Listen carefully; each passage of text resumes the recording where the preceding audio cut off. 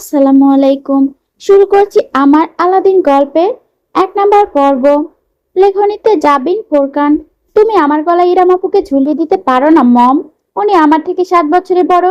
তার উপর ওনার একটা বাচ্চা আছে। বাচ্চা? গড ড্যাম, আমি পারবো না ওনাকে বিয়ে করতে। গলা নিচে, একদম চিৎকার চেঁচামেচি করবি না। পরিস্থিতির জটিলতা বোঝার চেষ্টা কর। কিচ্ছু বুঝতে চাই না আমি, কিচ্ছু না। ফর গড সেক, এটা আমার জীবন, সরকারি খেলার মাঠ না। তুমি একজন প্রাপ্তবয়স্ক ছেলের সঙ্গে এভাবে জবরদস্তি করতে পারবে না। আমি কোনোদিন ইরাম আপুকে বিয়ে করব না, কোনোদিন না। আমার কথাটা একবার। না না না, এবং না। No, never, never ever in my life I will marry a senior woman. বদ্ধ দরজার ওপাশ থেকে ভেসে আসছে চিৎকার করে বলা কথাগুলো। কোনো রাগঢাক নেই, সবটাই দিনের আলোর মতো পরিষ্কার প্রকাশ্য। ডাইনিং টেবিলের পাশে নিশ্চুপ বসে আছে ইরাম। সামনে দুটো স্যান্ডউইচ এবং কফি রাখা। খাবার আর গলা দিয়ে নামবে না তার। এবার কিছুটা ভাঙচুরের শব্দ আসছে বাড়ির। আদরের দুলাল হয়তো নিজের রাগ জড়বস্তুর ওপর মেটাচ্ছে। অস্বাভাবিক নয়, ভীষণ স্বাভাবিক প্রতিক্রিয়া। তার জায়গায় ইরাম থাকলে হয়তো এমনটাই করতো। কে বলতে পারে? তুই শুনবি না তোর মায়ের কথা?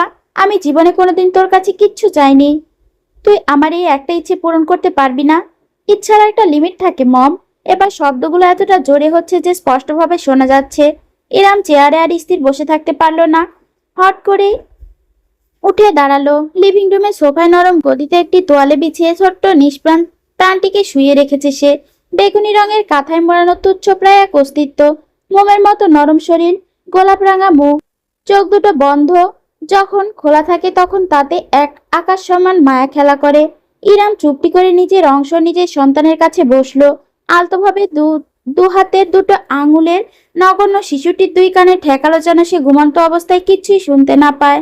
জননীর জীবনের নরক যে তার প্রাপ্য নয়। ৩ মাস আগে মা, নারী শব্দের অলংকার, একজন নারীর জীবনের শ্রেষ্ঠ অর্জন, অমোঘ পরিপূর্ণতা। এতদিন এই শব্দটা শুধু পড়া হয়েছে, ডাকা হয়েছে, তবে কোনোদিন অনুভব করা হয়নি। আজ মাতৃত্বের প্রবল জোয়ারে ভেসে গিয়েছে ইরামের হৃদয়াঙ্গন। দুপুরের দিকে ডেলিভারি হয়েছে তার। এখন সন্ধ্যাবেলা। হাসপাতালের কেবিনে শীতল বাতাস আরামদায়ক চাদরে মুড়িয়ে রেখেছে তাকে। মাত্রই দীর্ঘ এক ঘুম পেরিয়ে জেগে উঠেছে সে। বর্তমানে একদৃষ্টে চেয়ে আছে বিছানার ঠিক পাশেই লাগোয়া বেসিনেটে রাখা নবজাতকের দিকে। চেয়ে আছে সে, চোখ ফেরাতেই পারছে না। যতবার দেখছে ততবার তার বুকের আবেগটা স্রোতে পূর্ণ হচ্ছে। একটা সময় নিজেকে আর রুখতে পারলো না ইরাম। দুহাতে ভর দিয়ে উঠে দাঁড়িয়ে ধীরে ধীরে বেসিনেটের কাছে গেল। আশেপাশে কোনো নার্স নেই। ব্যাপারটা অদ্ভুত লাগলেও তেমন কিছু ভাবলো না আপাতত। তার সকল চিন্তা জুড়ে রয়েছে ভূমিষ্ঠ হওয়া সন্তান। বেসিনেটের ভেতর থেকে ছোট ছোট পা নাড়ছে নবজাতক। সাদা নরম তোয়ালেতে মোড়ানো নাজুক শরীরখানি তার। টকটকে লাল দুটো কান এবং নাক। চোখের পাতা আধখোলা। ত্বকের বর্ণটা লালচে, যেন দারুণ সুখে কিছু একটা নেচে উঠল ইরামের মাঝে। কাপা কাপা দুহাত বাড়িয়ে অতি সাবধানে সে নবজাতককে তুলে নিল নিজের বুকে।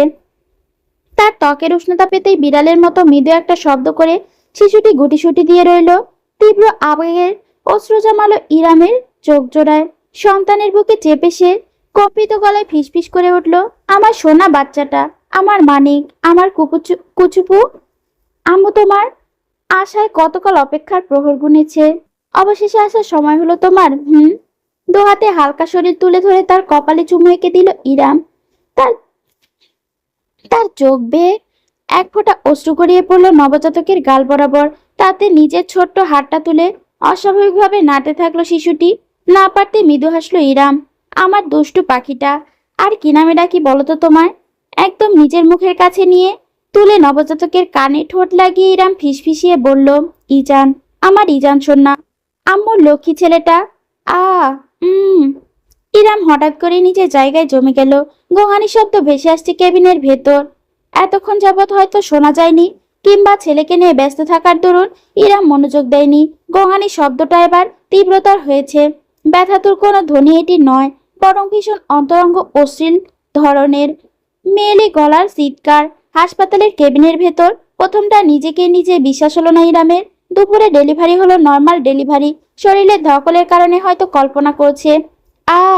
নবজাতক ইজানকে পুনরায় বেসিনেটে নামিয়ে রাখতে গিয়ে দ্বিতীয় দফায় থমকালো ইরাম। কান খাড়া হয়ে রইল তার। না, এটা কোনো ভুল নয়। সত্যি এমন সুখের আহাজারি ভেসে আছে তার কানে, কিন্তু ঠিক কেবিনের ভেতর থেকে নয়। শব্দের উচ্চটা কান পেতে খেয়াল করতে ইরাম বুঝতে পারল কেবিনের সঙ্গে লাগোয়া বারান্দা থেকে এসব ধ্বনির উৎপত্তি। রাগে সীমা ছাড়িয়ে গেল তার। কার এত দুঃসাহস যে একজন পেশেন্টের কেবিনের ভেতর এমন অশ্লীল কর্মকাণ্ড করতে পারে? ছেলেকে বুকে চেপে রেখে ধীর পায়ে এগিয়ে গেল ইরাম সাবধানতা ভঙ্গিতে। কেবিন থেকে বারান্দায় যাওয়ায় দরজাটা চাপানো, ঠিক লাগানো নয়। গঙ্গানির শব্দ আরো পরিষ্কারভাবে কানে আসছে এবার, সঙ্গে ভারী নিঃশ্বাস প্রশ্বাসের আওয়াজ। একদম কিনারায় এসে থামলো ইরাম। ঠাস করে দরজা খুলে ঢুকে যেতেই কেমন যেন সংকোচ হচ্ছে তার, যদিও মূল সংকোচ বারান্দায় উপভোগে ব্যস্ত থাকা যুগলের করা উচিত ছিল। যে কোনো জায়গায় শুরু হয়ে যায় এরা। কোনো ওয়ার্ড বয় আর নার্সকে একসাথে দেখলে একটু অবাক হবে না ইরাম? বুকে তার নিজের বাচ্চা, তাই এক মুহূর্ত দ্বিধা করলেও হৃদয়ের প্রবল এক সন্দেহ থেকে দরজার নিঃশব্দে হালকা ঠেলে ভেতরে উকি দিল সে। সন্ধ্যা হয়ে গিয়েছে। বারান্দা রেলিং এর বদলে থাই গ্লাস দিয়ে বাঁধানো, তাই প্রথমবার কিছু নজর এলো না ইরামের। চোখ পিটপিট করে ভালো মতো তাকাতে তার হৃদস্পন্দন ক্ষণিকের জন্য থমকে গেল। দৃষ্টি প্রসারিত হয়ে রইল ফুটবলের মতন। বারান্দার দেয়ালের সঙ্গে লেপ্টে দাঁড়িয়ে আছে ইরামের কেবিন নার্স। যুবতী মেয়েটি একটি পা তুলে রাখা সামনে দাঁড়ানো পুরুষটির কোমরে জড়িয়ে ধরে রেখেছে তার একে অপরের শরীরকে। নার্সের পোশাকের নিম্নাংশ অগোছালো, ঠিক তেমন ভাবে পুরুষটির পরনে সাদা শার্টের বোতাম খোলা। ইরাম অবাক হলো না, সরেও গেল না, শুধু স্থির দাঁড়িয়ে থাকলো নিষ্প্রাণ এক পুতুলের মতন। তার বুকে কুই কুই করে উঠল ইজান, অথচ নব্যজননী সেই শব্দটুকু শুনতে পেল না। তার দুই নয়ন আবদ্ধ এক যুগলের অভিসার প্রাণে। যেখানে থাকা পুরুষটি তার স্বামী, তার সন্তানের জন্মদাতা পিতা অরণ্য মির্জা সওদাগর। ইরাম যে দরজায় এসে দাঁড়িয়েছে সেটা অরণ্য টের পেয়েছে। লোকটা তার গায়ের গন্ধ অব্দি কিভাবে যেন শুকে ফেলে। নার্সের ঘাড়ে গুজে রাখা মুখটা সে সামান্য একটু তুলে একজোড়া শকুনের দৃষ্টি মিলিত হলো ইরামের সঙ্গে। অরণ্য অসম্ভব সুদর্শন, মুখমণ্ডল জুড়ে ঘামের ফোঁটা চিকচিক করছে মুক্তার দানার মতো। উজ্জ্বল ফর্সা ত্বকের অভিসারে তপ্ততায় ফুটে উঠেছে লালচে বর্ণ। চোখ জোড়া কালোই, তবে তাতে জলজল করছে এক জনমের ক্ষুধা। সরাসরি ইরামের দিকে তাকিয়ে নার্সের শরীরে আরো গভীরভাবে ঝুঁকলো সে। তার গভীরতম ছোঁয়ায় উম্মার যুবতী নার্স ঢলে পড়ল। কেঁপে কেঁপে ওঠে অরণ্যর পিঠ খামচে ধরল। আ হা হা। অরণ্য ঠোঁটে তীর্যক হাসি ফুটিয়ে নার্সের ঠোঁটজোড়া দখল করে নিল। চুম্বন নয়, রীতিমতো কামড়ে ধরল। বহুদিন যাবৎ ক্ষুধার্ত থাকায় হায়নার মতো। আর দেখতে পারল না ইরাম। তড়িঘড়ি করে সে বারান্দা ছেড়ে কেবিনের ভিতর চলে এলো। কোনো মতে হাতের কাঁপুনি ঠিকিয়ে ছোট্ট ইজানকে সে পুনরায় বেসিনেটে রেখে দিল। অতঃপর নিজের বিছানায় ধপাস করে বসে রইল রোবটের মতো। ঠিক কতটা সময় এভাবে পার হলো ঠাউর করতে পারল না সে। মাথার ভেতর দপদপ করছে তার, ভারী নিঃশ্বাস ফেলছে, বুকটা চেপে আসছে ব্যথায়। আজকের দিনটা অন্তত তাকে রেহাই দেওয়া যেত। আজ তাদের সন্তানের জন্মদিন। কিছুদিন বাদে কেবিনে ঢুকলো কেবিন নার্স, পরিষ্কার পরিপাটি। ইরামকে ঘুমিয়ে থাকার বদলে বিছানায় এসে বসে থাকতে দেখে নার্স একলহমার মতন থমকালো। পরক্ষণে অবশ্য কিছু হয়নি এমন ভঙ্গিতে গলা খাকারে দিয়ে বলল, আপনি উঠে পড়েছেন? বেশ, আমি গিয়ে আপনার সন্ধ্যার নাস্তাটা নিয়ে আসছি, বিশ্রাম নিন। কেবিনের দরজা খুলে বাইরে বেরিয়ে গেল নার্স। এরপর বারান্দার দরজা ঠেলে ধীর পায়ে ভেতরে এলো অরণ্য। নার্স যতটা পরিপাটি ছিল অরণ্য ততটাই অগোছালো। শার্টের বোতামগুলো সবগুলো এখনো লাগানো হয়নি। প্যান্টের বেলটা টেনে টাইট করতে করতে কেবিনের মাঝখানে এসে দাঁড়ালো সে। ইরাম স্থির চেয়ে দেখলো নিজের স্বামীকে। লোকটা এখনো তার স্বামী বলে সম্বোধন করা উচিত হবে কিনা তার নিঃসন্দেহ অবশ্য দ্বিমত আছে তার। অরণ্য আসলেই সুদর্শন। 6 ফুট 2 ইঞ্চির উচ্চতার একটি সুগঠিত পেটানো শরীর। নিয়মিত জিম করার কারণে শরীরের কোনো মেদ নেই। শার্টের ওপরেও তার মাংসপেশির গড়ন বোঝা যায়। প্রথম দফায় তাকিয়ে আন্দাজ করা কঠিন যে লোকটার বয়স ইতিমধ্যে 35 ছুঁয়েছে। ঘন ভ্রু, পুরু ঠোঁট এবং তীক্ষ্ণ চিবুক, কালো বাদামির মিশেলে চুলের রঙে। ইরাম চেয়ে দেখলো এই সৌন্দর্যে তার বিতৃষ্ণা ঢেকুর উঠল। সৃষ্টিকর্তা কি নিপুণ হাতে এমন সৌন্দর্য তৈরি করেছেন, অথচ মনটা কি কদর্য। এরকম সুদর্শন আরো একটি মানুষকে চেনে ইরাম। অরণ্যের চোখ ধাঁধানো রূপ তাকে সেই সৌন্দর্যকে ঘৃণা করতে শিখিয়েছে। অরণ্য নিজেকে পরিপাটি করে শীষ বাজাতে বাজাতে একপাশে হাসলো।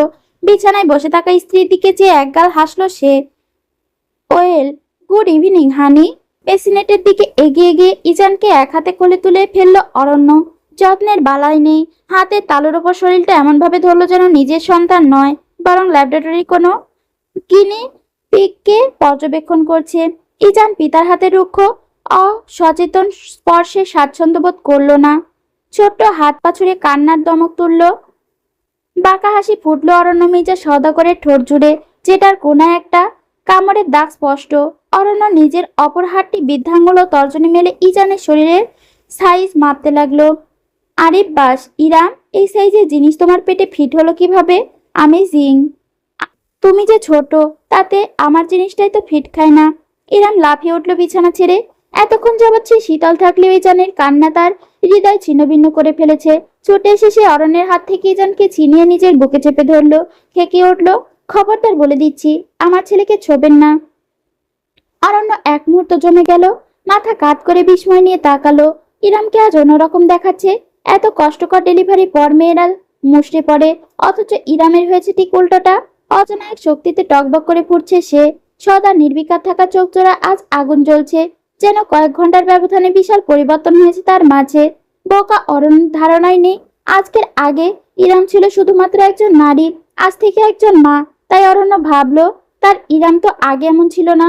দুহাত তুলে সমর্পণের ভঙ্গিতে অরণ্য বলল, ও চিল চিল, প্রোডাক্ট তো আমারও। আমি ছুঁয়ে না দিলে কে দেবে শুনি? কেউ না, আমি বাদে কেউ না। শুনেছেন আপনি? এত তেজ কিসের? এবার অরণ্যের গলা শক্ত হয়ে এলো। লম্বা দুই হাতে ইরামের কাছে পৌঁছে গেল সে। এক হাতে স্ত্রী চুলের গোছা মুঠো পাকিয়ে ধরে এক ঝটকায় নিজের কাছে টেনে নিল।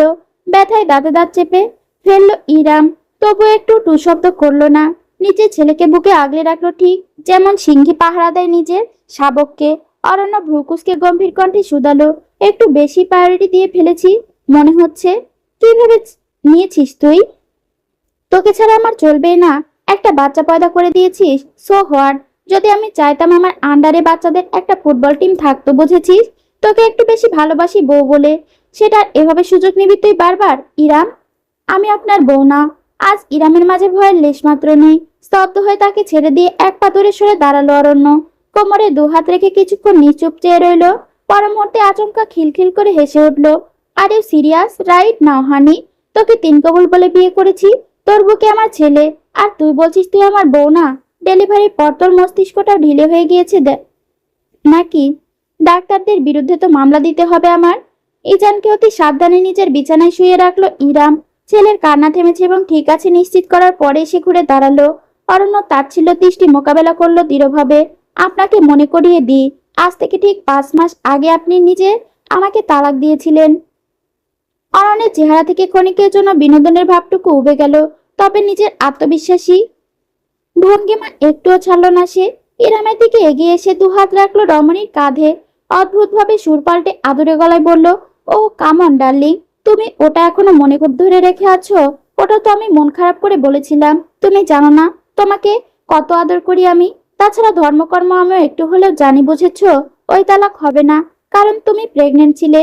ক্ষীণ এক হাসি ফুটলো ইরামের ঠোঁটে। অল্প বিদ্যা ভয়ঙ্করী। কে বলেছে আপনাকে ওই তালাক গণ্য হবে না? হয়। বাচ্চা জন্ম অবধি আমার ইদ্যৎকাল চলেছে। আজ আমার ইদ্যৎ শেষ। স্ত্রীকে ফিরিয়ে নিতে হলে আপনাকে তার সঙ্গে রুজু করতে হবে। প্রথমবারের মতো শঙ্কা দেখা গেল অরণ্যের মাঝে। 2 মিনিট চুপ থাকলো সে, তারপর খানিকটা গম্ভীর গলায় নিজস্ব অহংকারটুকু চেপে বলল, বেশ তো, তবে রুজুই করলাম আমি তোমার সাথে। নিজের কাঁধের ওপর থেকে একদম ধীরস্থির ভাবে অরণ্যের হাত দুখানা সরিয়ে পিছিয়ে দাঁড়ালো ইরাম। আরো একবার অরণ্যের মনে হলো সম্পূর্ণ ভিন্ন এক ইরামকে দেখছে সে। দৃঢ় গলায় ইরাম জানালো, আমি আপনার সঙ্গে রুজু করব না মিস্টার অরণ্য মির্জা সওদাগর। আজ থেকে আপনি আমার স্বামী নন, স্রেফ একজন পরপুরুষ। পরপুরুষ তো বেশ, আমিও দেখি কিভাবে তুই একটা বাচ্চা বুকে ঘুরে বেড়াস। তোর জন্য আমার দরজা আজীবনের জন্য বন্ধ। দূর হতে পারিস আমার চোখের সামনে থেকে, নিজের পেটে বেয়াদব ফসল সমেত। See if I care. Aranya নিজের কথা রেখেছে। সত্যি সে কোনো কেয়ার করেনি। ডিভোর্স পেপারে সাইন হয়েছে, অথচ ইজানকে নিয়ে কাস্টাডির প্রশ্ন ওঠেনি। একদম অঘোষিতভাবেই সমস্ত দায়িত্ব বর্তেছে ইরামের ওপর। সে অবশ্য এমনটাই চেয়ে এসেছিল, তবে বাস্তবতা আমাদের ভাবনার চাইতে বহু কঠিন। এখানে যা চাওয়া হয় তার উল্টোটাই বরং পাওয়া হয়। ইজানকে নিয়ে প্রথম মাসটা ইরাম কাটিয়েছে দুর্বিষহ ভাবে। না নিজের বাপের বাড়িতে যায়নি সে, ওই বাড়িটা এখন আর বাপের বাড়ি নেই, বরং ভাইয়ের বাড়িতে পরিণত হয়েছে। সেখানে অন্যদের ওপর বোঝা হয়ে গেলে ঠিক তাকে অসম্মান করা হবে। তাছাড়া তার ভাইও ডিভোর্সের ঘোর বিরোধী ছিল। সাহায্য কামনার প্রশ্নই আসে না। নিজের হাতে থাকা যৎসামান্য কিছু টাকা সম্বল করে সে উঠে একটি মেস বাসায়। আমাদের সমাজটা ভীষণই অদ্ভুত। সিঙ্গেল মাদার হওয়াতে তার ছিল কম সহ্য করতে হয়নি ইরামকে। তবুও তার সবকিছু সয়ে যাওয়া একটা মাত্র শক্তি ইজান। নবজাতক নিজের জননীকে সামান্য চাহনিতে ঘায়াল করার ক্ষমতা রাখে, তেমন সে পারে তাকে পুনর্জীবিত করতেও। ইরাম একটা কাজের সন্ধান শুরু করে। মাস্টার কমপ্লিট করা হয়েছে তার, অথচ দেশের কর্মসংস্থানের অভাবে সে টের পেতে শুরু করে হাড়ে হাড়ে। একটা 1 মাসের বাচ্চাকে বুকে চেপে অফিসারের কেবিন থেকে ওই অফিসারের কেবিন, পিয়নের পিছু পিছু, দালালের পিছু পিছু ছুটে শুধু পায়ের স্যান্ডেলের তলায় ক্ষয় হয়েছে। লাভের লাভটা কিছুই হয়নি। কেউ ইরামের ওপর দয়া করেনি, না তার দুধের শিশুটার ওপর। একজন উচ্চপদস্থ ব্যাংক কর্মকর্তা অবশ্য দয়া করেছিলেন। অ্যাপয়েন্টমেন্ট লেটার কনফার্ম, তার বিনিময়ে কোনো ইন্টারভিউ অবধি দিতে হবে না। শুধু ইরামকে সপ্তাহে 1 রাত করে তার সঙ্গে হোটেলে যেতে হবে সঙ্গ দিতে। সে অ্যাপয়েন্টমেন্ট লেটার ইরাম কুচি কুচি করে ছিঁড়ে ছুঁড়ে মেরে এসেছে লোকটার মুখের ওপর। 3য় মাস গড়াতেই অবস্থা গুরুতর হতে শুরু করে। অরণ্য হয়তো ব্যাপারটা আন্দাজ করেছিল। ইরামের সংগ্রাম একলা চলতে চাওয়ার ভয়াল লড়াই অরণ্যের পক্ষ থেকে তার জন্য শাস্তিস্বরূপ ছিল। যেন অরণ্য ওত পেতে অপেক্ষায় আছে, কখন ইরাম সম্পূর্ণভাবে ভাঙবে আর তার দুয়ারে গিয়ে দাঁড়াবে। অদম্য ইরাম যায়নি। নিজে না খেয়ে হলেও ইজানকে জরুরি জিনিসপত্র কেনার জন্য টাকা রেখে দিয়েছিল। এদিকে দিন দিন ছোটাছুটি এবং অভাবের কারণে শারীরিক দুর্বলতা দেখা দেয় তার। বেশ ফিটিং করায় সে ইজানের ওপর না চাইতেও জননী ধকলের প্রভাব পড়তে শুরু করে। নিজ অব্দি ইরাম ঠিকই ছিল, কিন্তু ইজানের ওপর একটা আজ আসা মাত্রই তার সমস্ত ধৈর্য, ইচ্ছা, লড়াইয়ের বাসনা গুড়িয়ে যায়। ইরাম প্রথমবারের মতো নিজের লড়াইয়ে হেরে যায় একদিন। ফার্মেসির সামনে দাঁড়িয়েছিল সে, কোলে কাঁথার ভেতরে ছটফট করে কাঁদছিল ইজান।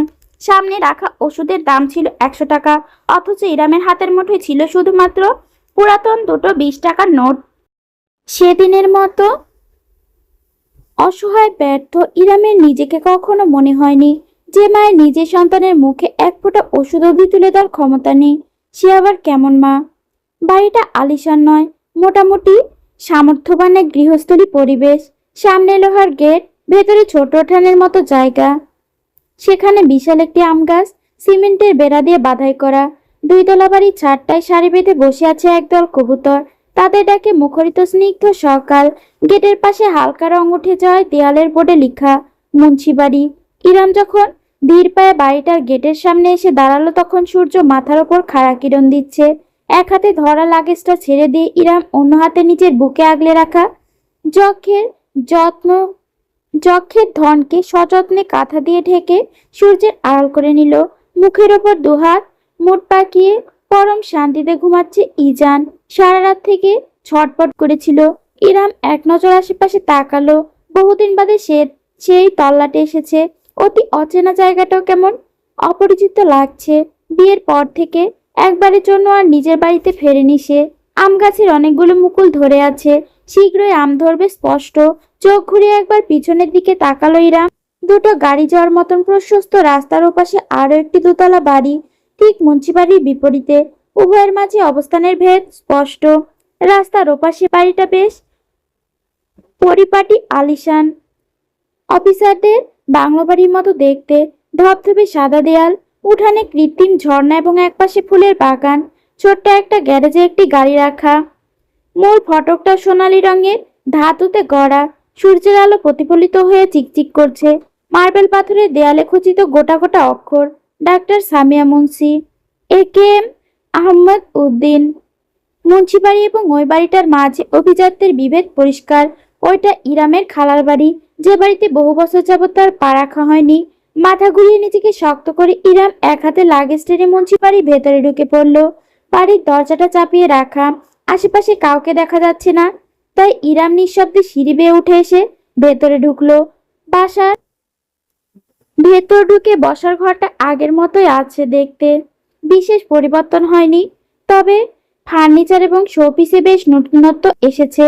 ইরাম থাকতে ব্যবহার করা পুরাতন সামগ্রী সরিয়ে ফেলা হয়েছে, তাতে সন্দেহ নেই।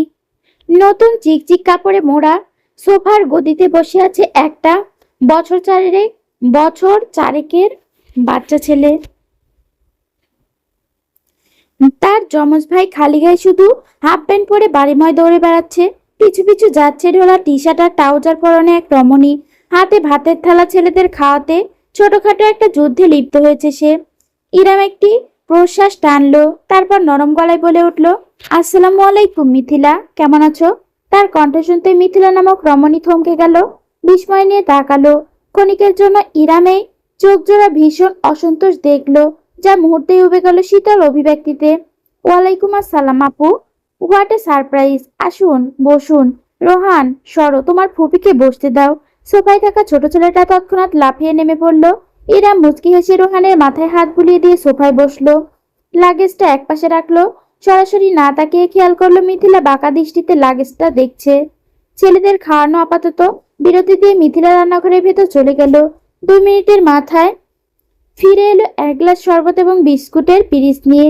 ইরাম তখন ইজানকে সাবধানে সোফার একপাশে শুয়ে টিস্যু দিয়ে নিজের মুখ মুছিয়ে নিচ্ছিল। সুতির শাড়ি পরলেও গরমে খানিকটা ঘেমে গিয়েছিল। থ্যাঙ্কস মিথিলা, বলে সে শরবতটা তুলে নিল। মিথিলা অন্য পাশে সোফায় বসে নিজের দামি স্যামসাং ব্র্যান্ডের ফোন তুলে কিছু করতে করতে জানালো, রাহাত তো অফিসে আর ইহান কলেজে, ক্লাস টেস্ট আছে বলল। আচ্ছা সমস্যা নেই, আসুক ওরা ওদের সময় মতো। ও, আপনার তাহলে তাড়া নেই? ভালোই তো হলো তবে, মুখে বলল মিথিলা, চেহারা বিতৃষ্ণাটুকু ইরামের নজর এড়ালো না একটুও। ঠিক এই শঙ্কাটাই করছিল সে, নিজেকে কেমন ছোট মনে হচ্ছে, অথচ আপাতত এছাড়া তার কাছে দ্বিতীয় কোনো উপায় নেই। সকালের কাহিনী গড়িয়ে দুপুর হয়ে গেল। মিথিলা রান্নাঘরেই ব্যস্ত সময় কাটিয়েছে। মুরগি এবং ইলিশ মাছ ভেজেছে, সঙ্গে পোলাও। ইরাম তাকে সাহায্যের আবেদন জানালে সে নাকচ করে দিয়েছে। মেহমানদের দিয়ে নাকি কাজ করাতে হয় না। অনায়াসে বাড়ির সদস্যকে মেহমান হিসেবে সম্বোধন করার বিষয়টা ইরামের আত্মসম্মানে ঘা দিল। প্রতিবাদ করলো না সে, বরং মিথিলা যমজ 2 ছেলেকে সুন্দর মতো খাইয়ে দিল। যারা মায়ের কাছে একদমই খেতে চায় না, তারা ঠিকই ফুপুর কোলে বসে অত্যন্ত আদরে গদগদ করে খাবার খেয়ে নিল। মিথিলা আর চোখে দেখলেও কোনো মন্তব্য করলো না। রান্নাবান্না শেষ হয়ে গোসল সেরে সালোয়ার কামিজ পরে নিচে এলো মিথিলা। ছেলেদের ভরা পেটে ঘুম পাড়িয়ে রেখে এসেছে, অথচ ইরাম তখনও বসার ঘরেই সোফায় বসে আছে। তাকে ভেতরের রুমে গিয়ে কাপড় বদলানোর কিংবা বিশ্রামের কোনো আহ্বান মিথিলা জানাননি, জানাবেও না। তার স্বামী রাহাতকে এসে আগে বিষয়টা মিটমাট করতে হবে। কেন এসেছে এই ডিভোর্সি মেয়েটা? মিথিলা কি বোঝে না নাকি? স্বামীর ভাত কপাল থেকে উঠে গিয়েছে, এখন ভাইয়ের অন্ন ধ্বংস করার ধান্দা, উপরন্তু একটা বাচ্চা ফ্রি। এত কিছু ভাবনা চিন্তায় মিথিলার মাঝে চললেও সে ভদ্র গলায় ডাকলো, আপু কতক্ষণ ধরে বসে আছেন? আসুন, টেবিলে আমি খাবার দিচ্ছি। হ্যাঁ, ক্ষুধা তো একটু লেগেছেই। ইজান এখনো ঘুম থেকে ওঠেনি, তাই বেশি দেরি করলো না ইরাম। ছেলে ঘুমে থাকতেই কাজ সেরে ফেলতে হবে তার। টেবিলে গিয়ে বসলো সে। মিথিলা বেশ ভালোভাবে তার খাবার বেড়ে দিল প্লেটে। ইরাম হাত ধুয়ে ভাত মাখতে মাখতে বলল, বাবুরা ঘুমিয়েছে? হ্যাঁ, আপনি খান। আর একটু ঝোল দিই আপনাকে? আরে না না, যথেষ্ট। তুমি দারুণ রান্না করো মিথিলা। আপু, the hell you are doing in my house. Iram সবেমাত্র ভাতের প্রথম লোমকাটা মুখে দিতে যাচ্ছিল, তখনই পুরুষালী তেজি কণ্ঠটি ভেসে এলো। পিছনে ফিরে তাকালো সে। সদর দরজা দিয়ে ভেতরে ঢুকছে গোট্টাগাট্টা এক পুরুষ। এখনো যুবক শ্রেণীর মাঝে পরে বয়স এবং চেহারা। ইরামের মতনই নাক খাড়া, চিবুকের নিচে ছোট্ট একটা আঁচিল, নেভি ব্লু স্যুট পরনে, হাতে ব্রিফকেস। ভ্রুকুচকে তীক্ষ্ণ দৃষ্টিতে চেয়ে আছে ইরামের। ভাত রেখে চেয়ারে ছেড়ে উঠে পড়ল। রাহাত ভাই, প্লিজ আমাকে ভাই বলে ডাকবেন আপু। ইরাম জমে গেল নিজের জায়গায়, প্রসারিত নয়নে তাকিয়ে রইল নিজের ভাইয়ের দিকে। রাহাত এগিয়ে এসে ঠাস করে ব্রিফকেস ফ্লোরের উপর রেখে দিল।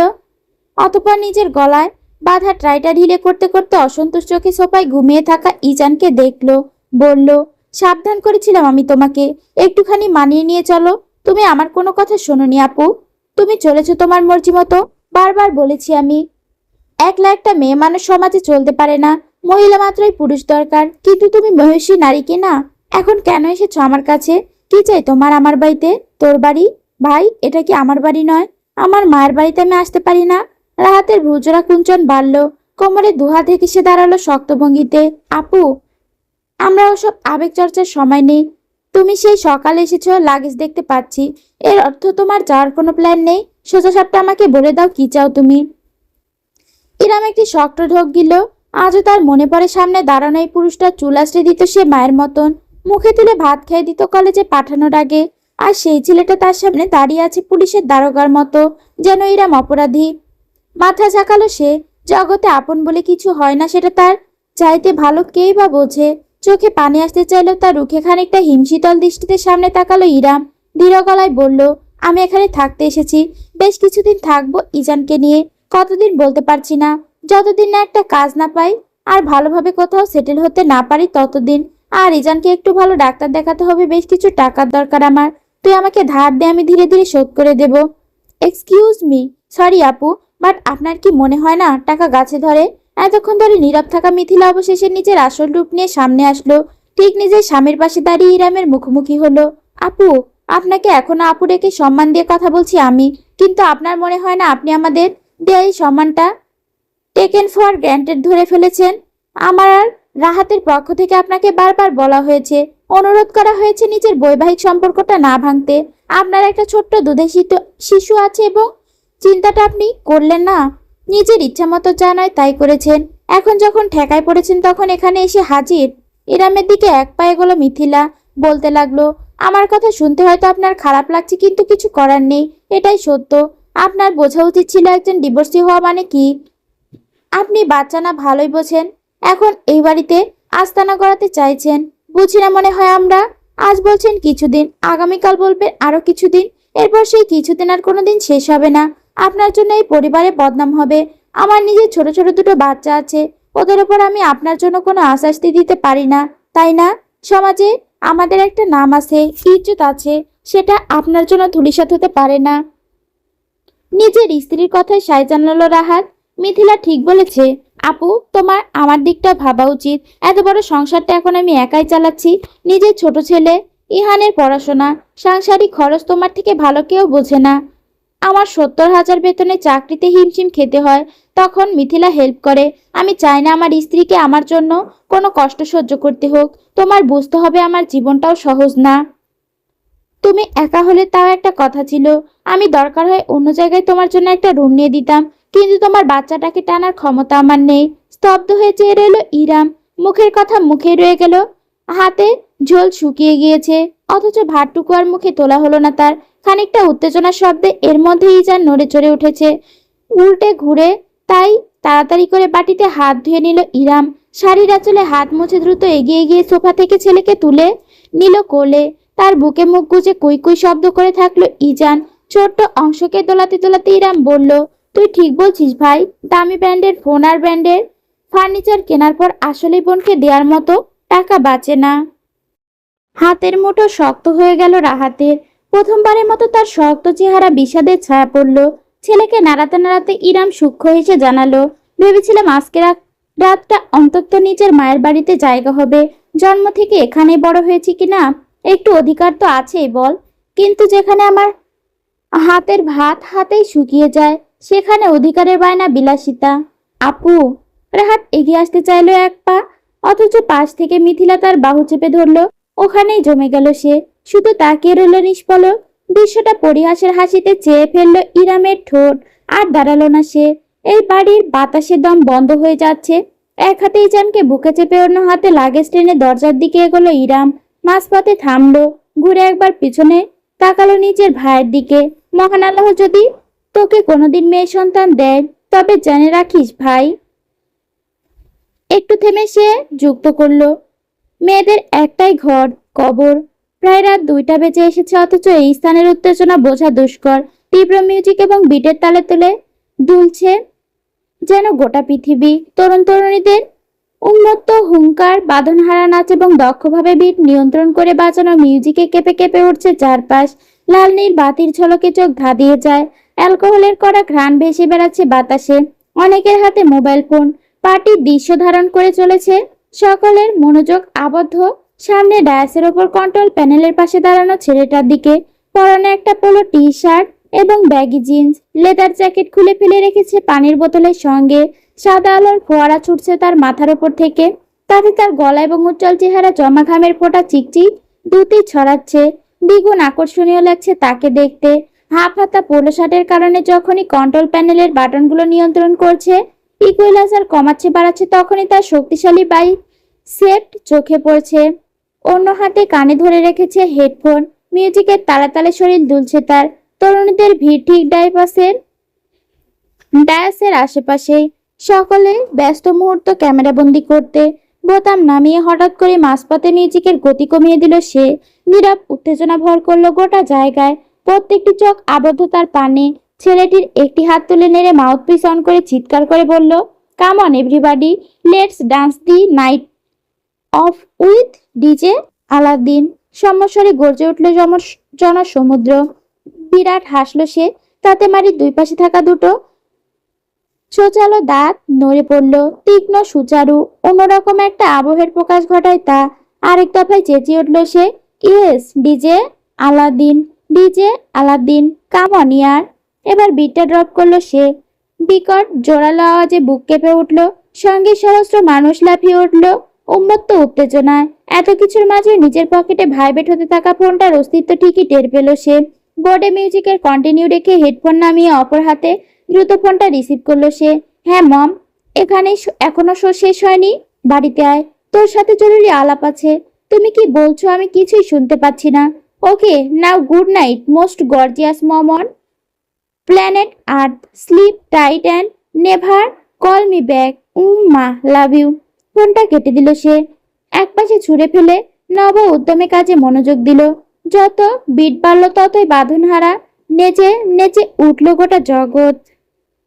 ডিজে আলাদ্দিন, আসল নাম সাইবান আলাদ্দিন। প্রফেশনাল ক্ষেত্রে আলাদ্দিন টাইটেল ব্যবহার করতে বেশি স্বাচ্ছন্দ্য বোধ করে সাইবান। অন্য নামটা শুধুমাত্র কাছের মানুষদের জন্যই বরাদ্দ।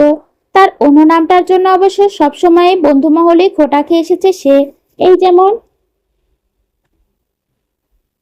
অবশ্য আজ শো এর পরপরই যখন ডাফল ব্যাগ হাতে বেরিয়ে আসলো, তখনই সামনে থেকে ডাক ছুটে এলো তার। কিরে আলাদিন, তোর চেরাগ কোথায়? রাস্তার ধারে পার্ক করে রাখা গাড়ির বনেটের ওপর বন্ধুদের আড্ডা জমেছে। পায়েলিয়ে বাংলার শেষ নবাবের ভঙ্গিতে শুয়ে আছে নীরব। তার শিষ্য আপনার নিজের বিরাট ইঁদুরের দাঁত কেলাচ্ছে। গ্রুপে তুলনামূলক ভদ্র সদস্য অনুরাগ গাড়ির দরজায় হেলান দিয়ে দাঁড়িয়ে আছে। আরো কয়েকজন ছেলে আছে যারা মাঝে মাঝে থাকলেও ঠিক উল্লেখ করার মতো বন্ধু নয়। বিশেষ কাছের এই কয়জনই। সাইবার নিজের আড্ডা ভেজা চুল আঙুল বুলিয়ে গাড়িটার কাছে এসে দাঁড়ালো একেবারে অতর্কতে। সপাত করে আপনানের পিছনে চটার দুটো চর বসিয়ে বাঁকা হেসে বলল, এই যে আপনানের পিছনে ভরে রেখেছি, খুঁজে দেখবি? তিন তবা। আটকে উঠল নীরব। অপরদিকে নিজের পিছনে ডলতে ডলতে আপনার আঙুল তুলে অভিযোগ জানালো, আমি শিওর এই ব্যাটার জেন্ডারে প্রবলেম আছে। তোরা লিখে রাখ আমার কথাটা। পুরুষের শরীরের ভেতর আসলে ও একটা ভাইয়াপু। দাঁতে ঠোঁট কামড়ে আপনারের উপর ঝুঁকে এলো সাইবান। ঘাড়ে চিবুক রেখে বন্ধুর চোখে তাকিয়ে হঠাৎ করে তর্জনী তুলে ছুঁয়ে দিল সে আপনানের কপাল। সে ললাটে আঙুল বয়ে নিচে ঘাড় অব্দি নামলো।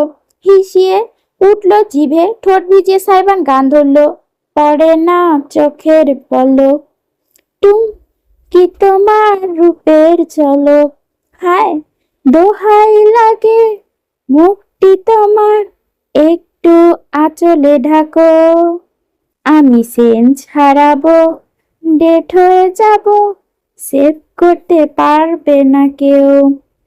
কিস করে ফেলবে। এই কেউ ওকে থামা, ও আমাকে কিস করে ফেলবে। সাইবার নিজের মুখটা আপনার কাছাকাছি নিতে লাল টকটকে হয়ে বান্দার লাফিয়ে সরে গেল। ঠাস করে বাড়ি খেলো গাড়ির বডিতে।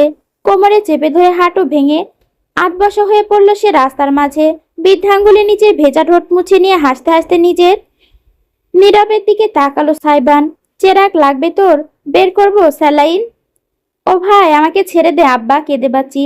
আমার গার্লফ্রেন্ড জানতে পারলে এবার আর ওকে কিছুতেই বিশ্বাস করাতে পারবো না যে আমি গে না। দু হাত জুড়ে হাহাকার করে উঠল নীরব। তার সুন্দর নামটা সাইবান মুখে নেয় না। নীরব শব্দের ইংরেজি অর্থ সাইলেন্ট, কিন্তু সেটা বেশি সুন্দর শব্দ বলে পছন্দ না। সাইলেন্টকে বিকৃত করে সে বানিয়েছে স্যালাইন। এমন আজগুবি কাণ্ড তাদের বন্ধুমহলে একমাত্র সাইবানের দ্বারাই সম্ভব। সব থেকে সুদর্শন, সব থেকে মজাদার, সব থেকে জোকার, সব থেকে সিরিয়াস, সব থেকে রাগী, সব থেকে দয়ালু, সব থেকে আত্মার বন্ধুটাই সাইবান আলাদ্দিন। তোদের সারাদিন এসব ফাতরামি করা ছাড়া আর কোনো কাজ নেই ভাই। এতক্ষণ মুখ খুললেন চুপচাপ সদস্য অনুরাগ। সাইবান ততক্ষণে নীরবে ঠেলে গাড়ির বনেটে উঠে বসলো। পকেট থেকে সিগারেট বের করে নীরবের কাছ থেকে লাইটার নিয়ে ধরাতে ধরাতে সে বলল, হ্যাঁ অনুরাগ দাদা, দরবেশ বলেছেন বালকগণ, ফাতরামি করিও না, শুধু বলো ফা আর এগিয়ে যাও, জীবনে একটা ঠাড়া পড়া আছাড় খাও। অট্টহাসি রোল পড়ে গেল চারপাশে, গড়াগড়ি খেলো এক একজন। গম্ভীর অনুরাগ অব্দি হাসতে বাধ্য হলো। মাথা চাকিয়ে শেষমেশ সে সাইবানকে বলল, তুই কোনোদিন টায়ার্ড হোস না ব্রো? না ব্রো, কারেন্ট আমার শরীরে ছিনিমিনিক করে। এইসব কারেন্ট হলো বিবাহ বসার পূর্ব লক্ষণ। বিজ্ঞের ভঙ্গিতে কথোপকথন যোগ দিল নীরব। সাইবান হাঁটুর ওপর হাঁটু তুলে বসে সিগারেটের লম্বা টান দিয়ে ধূসর ধোঁয়া ছাড়লো বায়ুতে। তারপরে খিলখিল করে হেসে উঠল। বিবাহ? তাও আমি? খেক। ওমা, এতে খেক করার কি আছে? বিয়ে শাদী করবি না নাকি তুই? সারা জীবন কুমার থাকবি? নাকি আবার জীবনটা চেরাগের দৈত্যের সাথে কাটানোর প্ল্যান করেছিস? এতক্ষণে সম্বিত ফিরে পাওয়া? আফনান বলল পাশ থেকে। সাইবান সিগারেটে পরপর কয়েকটা সুখ টান দিয়ে আফনানের কাঁধে হাত জড়িয়ে কাছে টেনে বলল, শোন দোস্ত, এইসব বিয়ে শাদী হলো একটা স্ক্যাম, বুঝেছিস? কি সুন্দর মজার মজার লাইফ যাচ্ছে বল। কোন দরকার আছে বিয়ে নামক শিকল গলায় জড়িয়ে সেটা অন্য একটা মেয়ের হাতে তুলে দেওয়ার? তাছাড়া আমি বিয়ে করব সবার পরে। তোরা যখন বাপ দাদা হয়ে যাবি তখন আমি হব তোদের মেয়েদের সুগার ড্যাডি। কি ডেঞ্জারাস মাল। এই, তোর সাথে আমার আজকে থেকেই ডিভোর্স, আটকে উঠে বলল নীরব। তাতে অট্টহাসিতে হেসে নিজে সিগারেটে মনোযোগ দিল সাইবান। অনুরাগ এবার হাততালি দিয়ে সবার দৃষ্টি আকর্ষণ করলো। ওকে গাইস, রাত 3:30 বাজছে। কারো বাসায় যার প্ল্যান আছে নাকি? এখানে টাল হয়ে পড়ে থাকবেন। আগে ভাগে বলে দিচ্ছি, আমি কিন্তু পার্সেল করে আপনাদের সবাইকে যার যার বাসার দরজায় ডেলিভারি দিয়ে আসতে পারবো না। আগে অনেকবার ধরা খেয়েছি। কেলোর কীর্তি করবেন আপনারা আর আপনাদের আব্বা আম্মার কাছে ধরা খাবো আমি। ওহো হো, অনেক হয়েছে মুরব্বি। এই যে দাদা কথা শুরু করেছে, দাদার কথা শুনতেই হবে, ঘরে ফিরে যেতেই হবে বলে গাড়ির বনেট থেকে লাফিয়ে নেমে পড়ল সাইবান। একটা সিগারেট শেষ, আরেকটা তুলে ঠোঁটে গুজে বাকিদের উদ্দেশ্যে হাত নাড়ল সে। মা জননী আমার ফোনের উপর ফোন দিয়ে মাথা নষ্ট করে দিয়েছে, তাই আমি আগে গেলাম। Love you guys, kiss your girlfriend, সালাম your parents and shit on toilets not in your pants, bye. Anurag গেল সাইবানের পিছু পিছু। বেশ কিছুটা দূরত্বে এগিয়ে দিয়ে আসতে বাকিরা পিছনে বসে হাসি মুখে বসে রইল। এই ছেলেটার মাঝে অদ্ভুত ক্ষমতা আছে, হাসি বিলানোর ক্ষমতা, যা সবাই পারে না। সাইবান যখন বাড়িতে ফিরল তখন পূর্ব আকাশে আলো ফুটতে শুরু করেছে। কমলা রশ্মি ছড়িয়ে যাচ্ছে রংধনুর মতো। নিজের গাড়িটা সে গ্যারেজে পার্ক করলো। ঠোঁটে তখনও সিগারেট ঝুলছে। আজকে রাতের 3 নাম্বারটা মাঝ রাস্তায় ধরিয়েছে। সিগারেট নিয়ে ভেতরে ঢুকলে তার অভিজ্ঞ ডাক্তার জননী আর আস্ত রাখবে না, সেই ভেবে সে গাড়িতে বসে পুরোটা ফুঁকে শেষ করে তারপর বাইরে এলো। তার কন্ট্রোল বক্স, যন্ত্রপাতি, অন্যান্য জিনিসপত্র সব গাড়ির পিছনে আছে, সেসব পরে বের করা যাবে। আপাতত শুধু ডাফল ব্যাগটা নিয়ে বেরোলো সে। লম্বা একটা ঘুম দিতে হবে, শরীর আর চলছে না। হেলে তুলে শীষ বাঁধাতে বাঁধাতে বাড়ির দরজায় গিয়ে পৌঁছালো সে। রাতে দরজাটা বন্ধ থাকে, তার কাছে তাই সবসময় অতিরিক্ত চাবি থাকে। সেটা দিয়ে দরজা খুলে ভেতরে ঢুকে সাইবান অবহেলায় ডাফল ব্যাগটি ছুঁড়ে ফেলল সোফায়। নিজের জ্যাকেট খুলে নিতে নিতে এগোলো কিচেনের দিকে। তার জন্য ফ্রিজে সবসময় কোল্ড ড্রিঙ্কস বোঝাই করে রাখা হয়।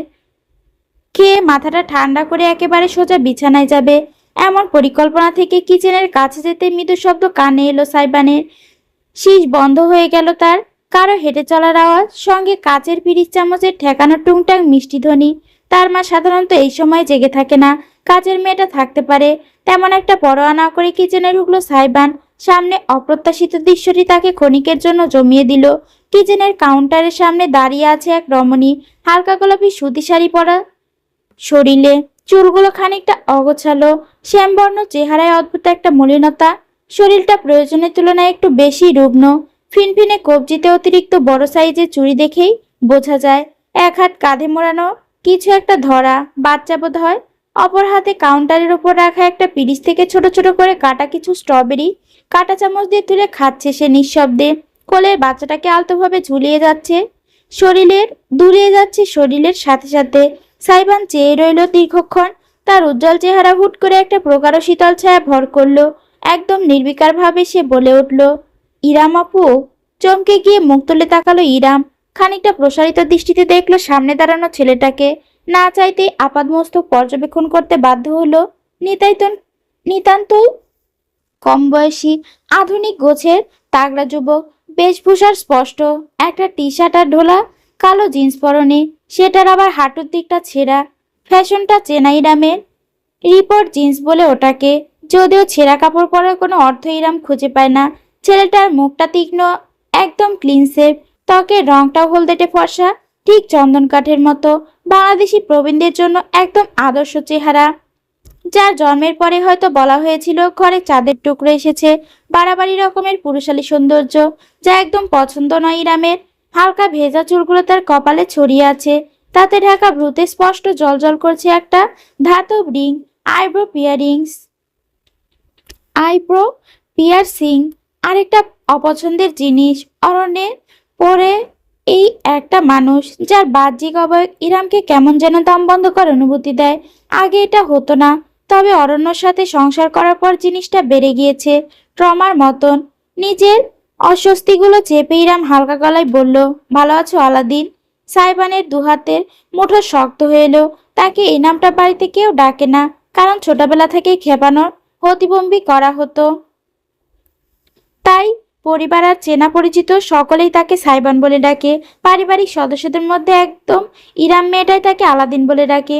অনেকবার মানা করেছে সে, অথচ মেয়েটি বারবার তাকে বলে এসেছে এই আলাদিন নামটা নাকি সুন্দর। আপনাকে দেখতে পাবো ভাবিনি। মুন্সি বাড়িতে বেড়াতে এসেছেন? বলতে বলতে হেঁটে ফ্রিজের কাছে গেল সাইবান। ভেতরে থেকে একটা কোল্ড ড্রিঙ্কস ক্যান বের করে চুমুক দিল। কৌতূহলী দৃষ্টিতে পিছনে তাকালো। যেখানে দাঁড়িয়ে আছে ইরাম, তার বুকে অতি যত্নে ঠেকিয়ে রাখা ছোট বাচ্চাটার মুখ দেখা যাচ্ছে না। অথচ হঠাৎ করে সাইবানের দেখতে ইচ্ছে করছে। না, বেড়াতে আসিনি, থাকতে এসেছিলাম। থাকতে পারিনি তাই চলে যাচ্ছিলাম, তখন খালামণির সাথে দেখা, সেই নিয়ে এসেছে তোমাদের বাসায়। ইরামের অতি সৎ জবাব শুনে চুমুক দেওয়ার মাঝপথে কেসে উঠল সাইবান। সে আজ করতে পেরেছিল ঘটনা কিছুটা এমনি হবে। এই বাড়ির মানুষগুলোর সঙ্গে তার পরিবারের সম্পর্ক বিশেষ ভালো নয়। বহু বছর যাবৎ সাইবান স্কুলে থাকতে ইরাম এই বাড়িতে আসা ছেড়ে দিয়েছিল। আজ এসেছে, তার মানে ঘটনা গুরুতর কিছুই। তবে এইভাবে স্বীকার করে নেবে সেটা সাইবান আন্দাজ করেনি। কয়েক মুহূর্ত সে বুঝতে পারল না সে কিভাবে ইরামের সাথে কথা বলবে।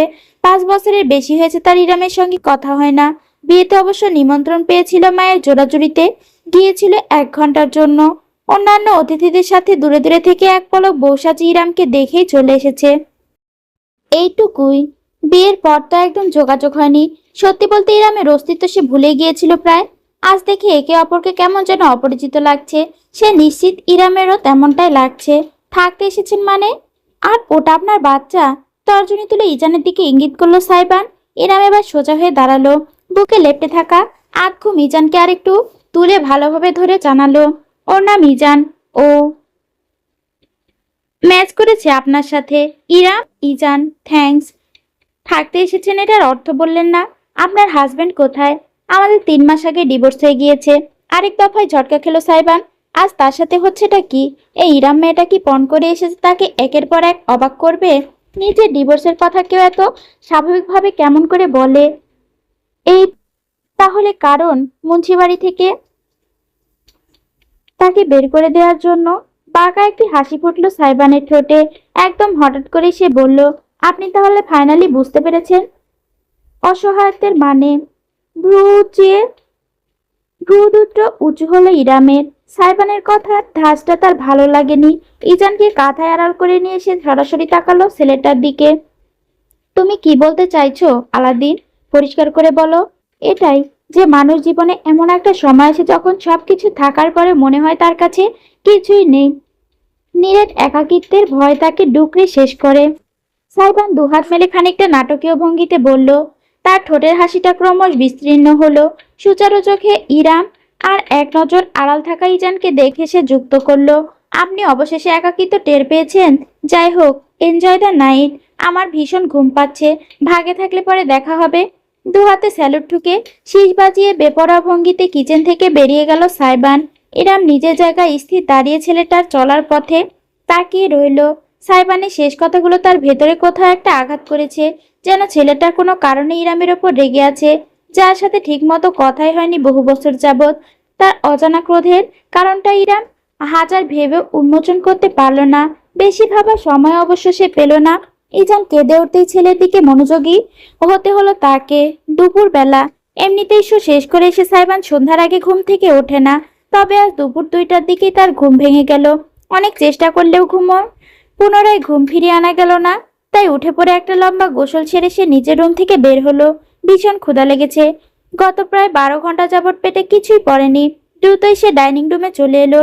জানে খাবারের আয়োজন হবে আজ। না হলে অবশ্য তার জন্য সবসময় হটপট ভর্তি থাকে। আজও ব্যতিক্রম নেই। টেবিল ভর্তি সুস্বাদু খাবারের পদ। ভাত খিচুড়ি দুটোই আছে, কারণ সাইবানের খিচুড়ি পছন্দ। ডিম ভাজা, মুরগির তরকারি, খাসির কাবাব, সালাদ আর আচার। আরো কিছু ছোটখাটো শাকসবজির পদ আছে। সেসবের প্রতি মনোযোগ দেওয়ার প্রয়োজন বোধ করলো না সাইবান। চেয়ার টেনে ধপাস করে বসে পড়ল সে। দ্রুতই প্লেটে পাহাড়ের মতো খিচুড়ি বেড়ে নিয়ে আমের আচার দিয়ে হাত বাড়ালো। অপর পাশে চেয়ারে বসে ছেলের কর্মকাণ্ড দেখলেন ডাক্তার সামিয়া মুন্সি। হাসপাতালের ইমার্জেন্সি থেকে তিনি 8 ঘন্টা আগেই ফিরেছেন। বিকেল নাগাদ আবার চলে যেতে হবে বিধায় পরিপাটি শাড়ি বদলাননি। চশমার আড়াল থেকে ভ্রু দুটি করে তিনি দেখলেন কিভাবে সাইবান ভেজা চুল বেয়ে টপ টপ করে পানি গড়াচ্ছে। কতবার বলেছি গোসলের পর ভালো মতো মাথা মুছতে হয়, নতুবা ঠান্ডা লাগবে। নিজেই উঠে গেলেন সামিয়া। রুম থেকে তোয়ালে নিয়ে এসে মায়ের কথার পাত্তা না দেওয়া ছেলের মাথায় চাপলেন। ধীরে ধীরে সযত্নে মুছে নিতে লাগলেন। শুকিয়ে এলো চুলের পানি। সাইবান আস্ত একটা কাবাব মুখে দিয়ে এলিয়ে বসে নিজের জননীর দিকে চেয়ে বলল, আমি মুছে ফেললে তো আমার গর্জিয়াস মম এভাবে সুন্দর করে মুছে দিত না বলো? একজন বিউটিফুল লেডির হাতের ছোঁয়া থেকে নিজেকে বঞ্চিত করতে চাইছি না।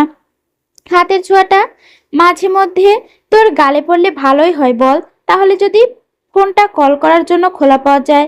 উফ মম, তুমি বোঝো না, তুমি না ডাক্তার। এই দেখো, আমি ফোন বন্ধ করে ফেললে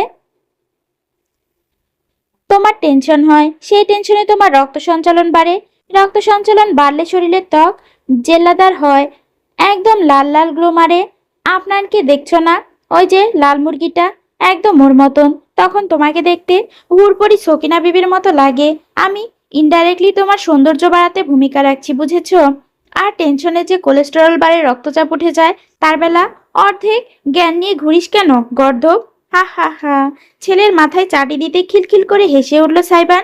অদূরে চেয়ারে বসে দৃশ্যটি চোখ মেলে দেখলো ইরাম। কি সুন্দর একটা সহজ সম্পর্ক মা ছেলের মাঝে, একদম বন্ধুর মতো। এরকম কোনো সম্পর্ক কি ভবিষ্যতে ইজানের সঙ্গে গড়তে পারবে? সামিয়া নিজের চেয়ারে ফিরে এলেন। সকলেই খাওয়া শুরু করেছে। তিনি ইরামের প্লেটের দিকে তাকালেন। কতটা অল্প পরিমাণে খাবার নিয়েছে সেটা দেখে অসন্তোষ জানালেন। ইরাম, কাজটা ভালো করছিস না মামনি? তোর শরীরের তো একটা প্রয়োজন আছে নাকি? উপরন্তু বেস্ট ফিডিং করাস, এইটুকু মাত্র খাবারের শরীরের নিজের চাহিদা মিটবে নাকি? অতিরিক্ত শক্তির যোগান দেবে বলতো? বলতে বলতে তিনি বেশ খানিকটা পুষ্টিকর সালাদ এবং আরো কিছু কাবাব ইরামের প্লেটে তুলে দিলেন। বেশি বেশি প্রোটিন খেতে হবে, সঙ্গে সুষমভাবে সবকিছু। তোর চেহারায় বোঝা যাচ্ছে প্রেগনেন্সিতে অপুষ্টিতে ভুগেছিস। না খালামণি, আমি ঠিক আছি, খাচ্ছি, আস্তে করে জবাব দিল ইরাম। সাইবার নিজের প্লেটের খিচুড়ি চামচ দিয়ে খেতে খেতে একবার আর চোখ ইরামকে দেখলেও বিশেষ কোনো মন্তব্য করলো না।